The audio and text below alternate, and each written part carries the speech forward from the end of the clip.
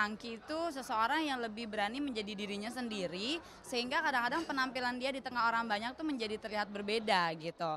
Itulah pengertian funky menurut Peggy. Sedangkan seksi, bertanyalah pada Farhan. Kalau seksi itu harus punya yang namanya sex appeal.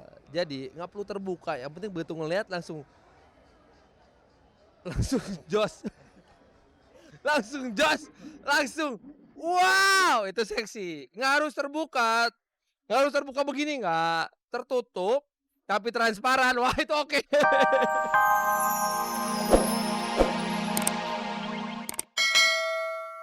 Dan inilah kabar pertama dari kami. Awal Juli lalu, puluhan penyanyi masuk ke perut pesawat Garuda yang akan membawa mereka ke Jerman Barat. Penerbangan panjang mereka tempuh hingga mendarat di Bandar Udara Frankfurt, Jerman Barat. Di bandar udara ini pula seorang bertubuh pendek dan gemuk, bertopi hitam, bercelana hitam, berjaket hitam pula bertuliskan EMS memimpin doa sejenak, memohon perlindungan selama mereka di negeri orang. EMS adalah singkatan Elva Music Studio. Dan orang ini memang Elva Seshoria yang sedang membawa puluhan anak buahnya ke Eropa Barat untuk bertarung dalam pentas Olimpiade Paduan Suara Internasional yang diikuti 80 negara. Olimpiade 2000 ini diselenggarakan di Linz, sebuah kota di Austria. Menggunakan 2 buah bus, para penyanyi ini meninggalkan Frankfurt menuju Austria. Linz, itulah kota yang dituju. Dari tanggal 7 hingga 16 Juli lalu di kota Austria ini untuk pertama kalinya diselenggarakan Olimpiade Paduan Suara. Perjalanan ke kota Linz ditempuh dengan nyaman karena jalan yang halus dan lalu lintas yang tertib. Lainnya yang membuat kami tidak bosan adalah pemandangan alam maupun gedung-gedung yang sangat lain dengan Indonesia. Terasa sekali serba bersih dan teratur.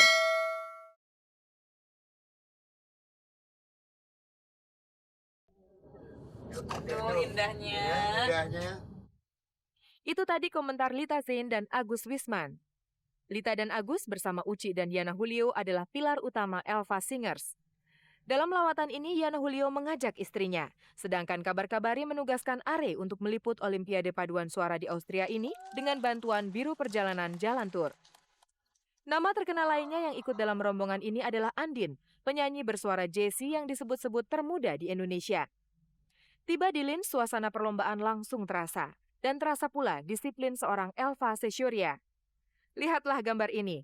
Elva mengumpulkan anak buahnya dengan prosedur baris berbaris sebagai salah satu cara menjaga disiplin. Setelah barisan rapi, barulah ia memberikan pengarahan yang harus dilakukan anak buahnya dalam ajang Olimpiade Paduan Suara ini. Di gedung inilah untuk pertama kalinya mereka berlatih secara resmi.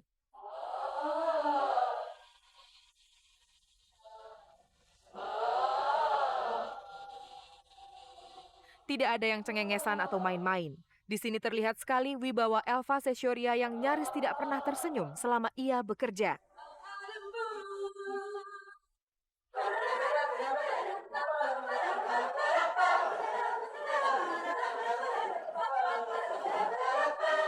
Pada latihan selanjutnya, para penyanyi perempuan sudah mengenakan kostum mereka. Tapi bukan ini yang nantinya dipakai dalam perlombaan.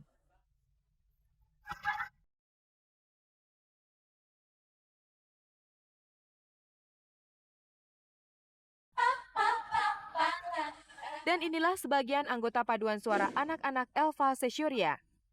Salah satu anggotanya adalah penyanyi cilik Saskia yang di Indonesia telah menghasilkan 6 album anak-anak. Dalam Olimpiade ini, paduan suara anak-anak Elva Seshoria berhasil merebut gelar. Rombongan ini memang terbagi 3 bagian. Paduan suara anak-anak, paduan suara pria, dan paduan suara campuran. Semuanya di bawah payung Elva Seshoria. Ketika acara pembukaan berlangsung, pembawa bendera Indonesia adalah nenek-nenek. Tapi bendera-bendera negara lain juga begitu, dibawa oleh orang-orang tua. Mungkin ini simbol bahwa lomba kesenian bukan lomba otot. Kemudian tibalah acara pertandingan seni suara itu. Satu persatu wakil-wakil dari berbagai negara tampil.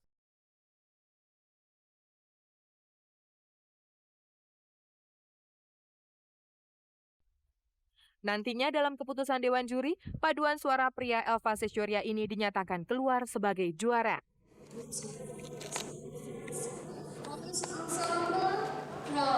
Indonesia.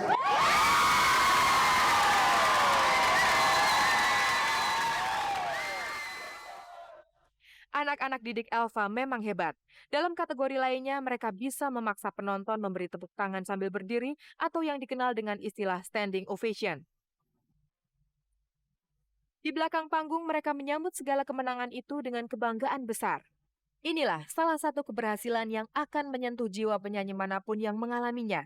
Dipimpin Lita Zain, anak-anak Elva Singers memang pantas mengatakan diri mereka sebagai sang pemenang. Keberhasilan paduan suara Elva Sessioria ini, selain karena latihan yang baik hingga terbentuk penyanyi-penyanyi yang baik pula, juga karena keyakinan diri yang besar. Andin dan Murni menceritakan bagaimana keyakinan itu tertanam dalam jiwa mereka. Seperti dikasih ada psikiaternya ya, jadi kita dibikin terapi gitu, terapi untuk kita lebih percaya diri dalam menghadapi Lins Olympic 2000 ini, karena kan ini seluruh dunia ya. Jadi sebelum nyanyi pakai gini, bayangin nanti kita di panggung terus menang, udah gitu aku pasti menang, baru yes. Terus pakai telepati gitu, jury please give us the high score. Elva Sessioria dan anak buahnya telah memetik hasil maksimal dari Olimpiade Paduan Suara di Linz, Austria. Sedikit atau banyak, keberhasilan mereka telah memberikan gaung internasional. Namun, akankah ini bisa terulang lagi? Soalnya mereka pergi dengan biaya sebagian ditanggung sendiri. Kita nih buat kesini kebanyakan dari anak-anak tuh nabung 6 bulan. Bayangin, 6 bulan nabung. Ada juga bantuan dari pihak swasta kebanyakan yang kebetulan orang-orang yang simpati dengan kita, yang sering pakai kita nyanyi, ibu-ibu, bapak-bapak yang sengaja mengundang teman-temannya untuk nonton kita gitu. Jadi sebenarnya kita agak prihatin juga untuk keberangkatan ini. Kebanyakan kita bayar sendiri. Ada beberapa juga yang harus disubsidi karena kita kan nggak bisa semua nanggung sendiri gitu loh. Jadi kayaknya ternyuh juga ya kita sebagai musisi atau pekerja musik, rasanya kita juga perlu didukung, bukan hanya olahraga aja gitu. Karena seperti ini tuh gaungnya kalau musik tuh lebih cepat gitu gaungnya gitu loh. Jadi sekali lagi mungkin kalau untuk yang selanjutnya kami mohon sekali dukungan para sponsor yang peduli akan musik Indonesia dan bangsa Indonesia, juga terutama pemerintah Indonesia gitu. Setiba di tanah air hari Jumat pekan lalu, sambutan memang meriah. Inilah sambutan bagi duta-duta bangsa yang telah meraih keberhasilan dengan biaya sendiri. Rasanya tidak adil memang. Orang-orang yang berprestasi tidak dibantu, sampai-sampai Lita Zain tadi memohon-mohon. Tapi sebaliknya tidak jarang orang-orang yang tidak ada gunanya justru berlimpah ruah dengan bantuan. Untunglah Elva Sessioria dan anak buahnya bukan manusia-manusia cengeng. Tanpa bantuan atau tidak, rasanya mereka akan terus berbuat karena seni suara adalah hidup mereka. Dari Linz, Austria, Ya, kami apa sih? Gas mengucapkan selamat ulang tahun Kabari yang keempat. Pemirsa, tentu saja Anda masih menyimak kabar-kabar dari Kabar Kabari, spesialis menyaji kabar-kabar seputar dunia artis, tokoh, dan gaya hidup. Berikut ini tentang perbedaan istilah seksi dan funky. Sebab tidak sedikit dari kita yang bingung mengenai apa itu funky dalam pengertian artis-artis Jakarta. Contohnya adalah Farhan. Apa yang dimaksud funky, ia sungguh tidak tahu. Funky apa ya? Gue gak ngerti funky. Funky, Kalau begitu bertanyalah pada Peggy Melati Sukma dan Meli Manuhutu. Mereka tahu apa itu funky. Apa ya, mungkin batasannya adalah kalau funky itu seseorang yang lebih berani menjadi dirinya sendiri, sehingga kadang-kadang penampilan dia di tengah orang banyak tuh menjadi terlihat berbeda gitu.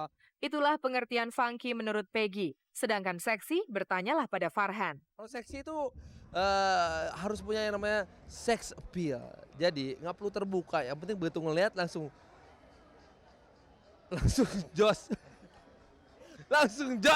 Langsung wow, itu seksi. Nggak harus terbuka begini, nggak tertutup tapi transparan. Wah, itu oke.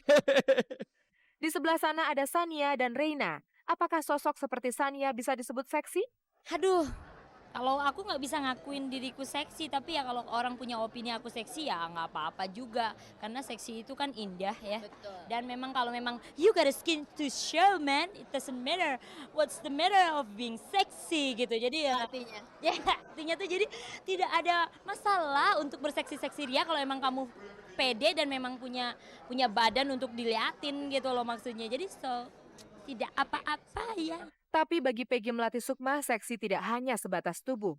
walaupun secara fisik seksi, kalau pada saat diajak ngomong nol besar itu seksinya akan hilang. Jadi lebih bagus lagi kalau secara inner, secara wawasan itu juga ada. Akhirnya seksinya bisa jadi lengkap gitu. Itu sama dengan pendapat Reina, seksi tidak harus berkaitan dengan tubuh. Kalau aku sih, kalau misalnya seksi itu sebenarnya inner beauty banget. Orang tuh nggak mesti pakai baju kebuka-buka, tapi dia kelihatan seksi bisa gitu. Tapi kalau misalnya funky memang harus dari dandanan. Dari dandanan, misalnya pun lo udah funky nih orangnya, tapi dandanan lo biasa tapi nggak kelihatan gitu kan. Ya nggak sih? Gaya lah. Ya kalau funky itu lebih style kali ya gitu, lebih style. Seksi tidak hanya untuk cewek, cowok pun bisa seksi. Apakah Farhan merasa dirinya seksi? Satu-satunya orang yang mengatakan saya seksi adalah istri saya. Dan beberapa pacar saya yang lama. Sekarang contoh artis yang sama sekali tidak seksi, itu diwakili oleh tubuh Jody. Ya, gue merasa gue asik-asik aja sih. Kalau misalnya dibilang seksi, mungkin bisa dilihat ya. Enggak juga gitu ya. Jadi lebih baik kita bicara tentang kepala Jody.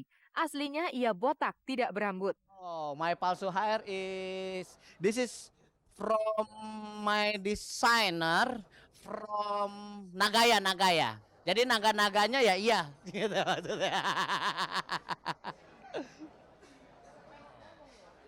Kamu menamakan gaya ini gaya apa?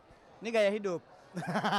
Gaya hidup ini gini ya kan. Tato ya gaya hidup gitu. Jadi gaya hidup aja. Jadi kembali lagi ke gaya hidup. Jadi gaya hidup itu terserah. Yang penting apa? Nggak ngerugiin orang dan funky. Tapi dahulu kala Jody pernah merasa dirinya seksi. Dulu waktu kecil, gua kalau ngeliat foto gua kecil tuh seksi banget ya kan, demplon lucu-lucunya, ciku, udah gede, kayak begini.